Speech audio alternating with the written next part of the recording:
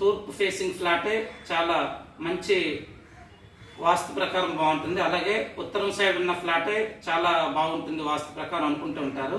కానీ మీకు విషయం చెప్పాలంటే అపార్ట్మెంట్స్లో కావచ్చు లేదా ఇండిపెండెంట్ హౌస్లో కావచ్చు, మీకు 100% వాస్తు ప్రకారం కరెక్ట్గా వచ్చేది ఏదైనా ఉందంటే వెస్ట్ ఫేసింగ్. అది వెస్ట్ ఫేసింగ్ ఫ్లాటే కావచ్చు, లేదంటే ఇండిపెండెంట్ హౌసే కావచ్చు.